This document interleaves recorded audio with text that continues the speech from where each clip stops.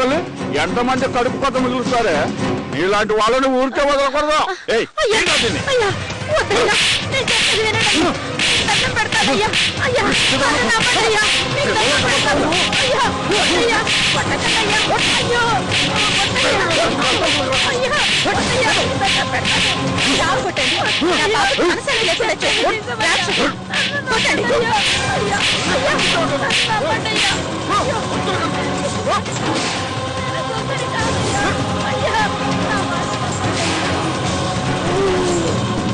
Mummy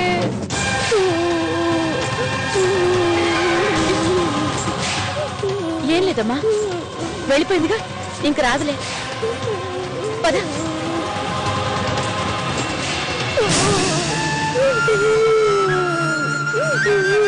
జ్వాల, ఏంటి నాన్న ఇప్పుడు ఏమైందని? అమ్మా భయం వేస్తుందమ్మా.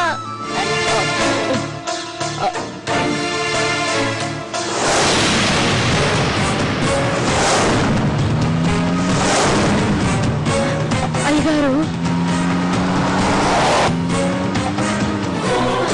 అయ్యగారు ఆగండి, అయ్యగారు ఆపండి, అయ్యగారు, అయ్యగారు, బాబు గారు, బాబు గారు ఆపండి, బాబు గారు ఆపండి, ఆపండి, ఆపండి, బాబు గారు ఆపండి, బాబు గారు ఆపండి, అయ్యో బాబు గారు, అయ్యో ఆగండి, అయ్యగారు ఆపండి, అయ్యగారు ఆపండి, అయ్యగారు ఆపండి, అయ్యగారు, అయ్యగారు.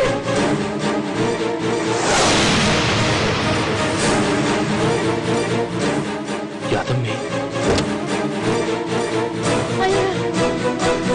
యాదమ్మా నువ్వేంటి ఇక్కడ? ఏమైంది? నేను చేసిన పాపానికి శిక్ష అయ్యగారు. నేను తీసుకొచ్చిన జ్వాలమ్మ నీ కన్న బిడ్డ కాదయ్యా. యాదమ్మా, నీకేమన్నా మతిపోయిందా? ఏం మాట్లాడుతున్నావు నువ్వు? క్షమించండి అయ్యా, మీ ఇంట్లో ఉన్న పాప మీ పాప కాదయ్యా, మీ తమ్ముడు కూతురు.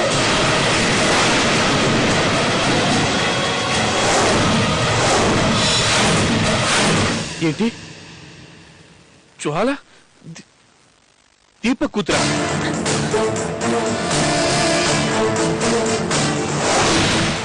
ఏం చేసావే నా బిడ్డని? డబ్బు కాసపడి ఎక్కడైనా అమ్మేశావా?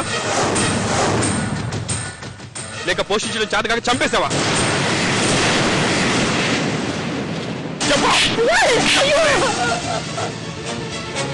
మీ పాప ఎక్కడా లేదయ్యా.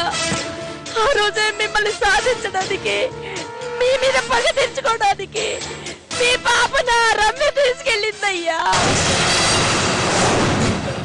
జ్వాల తీసుకెళ్ళి రమ్య జాడ కనుక్కుందామని వచ్చానయ్యా. కానీ పాపవే కాకమ్మ కబుర్లు చెప్ప. నిన్ను చూస్తేనే అసహ్యం వేస్తోంది. నా బిడ్డని నాకు దూరం చేసి నిన్ను ఊరికే వదిలిపెట్టనే. ఇప్పుడే ఇక్కడే నేను చంపా. వద్దయ్యా, వద్దయ్యా, వద్దయ్యా, వద్దయ్యా, వద్దయ్యా.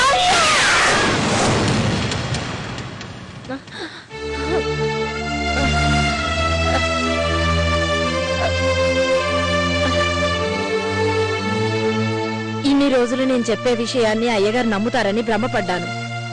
కానీ ఏ తండ్రి నమ్మడు. అసలు ఏమైంది? అదెవరితో ముసల్దండి. గత కొన్ని రోజులుగా పాపని వేధిస్తోంది. పాప స్కూల్కి వెళ్ళినా అడ్డగిస్తోంది. పాప ఎక్కడ నిలబడ్డా వెంటబడుతోంది. ఏమ్మా జ్వాల, అమ్మ చెప్పింది నిజమేనా? అవును డాడీ, నేను ఎలాగైనా ఎత్తుకెళ్తాను. అసలు నా ఇంట్లో ఉండనివ్వనని భయపెడుతోంది డాడీ. అది వీధుల్లో అడుగు తినేదండి. అంతకు మించి దాన్ని ఎప్పుడూ చూడలేదు. అడుక్కు తినేదా? యాదమ్మ మనుషులు ఎవరైనా అయి ఉంటారా? చచ్చా, వాళ్ళలా చేయరు. యాండి, అది పాపని కలిసిన దగ్గర నుండి తన మనసులో లేదండి. క్షణక్షణం భయంతో వణికిపోతోంది.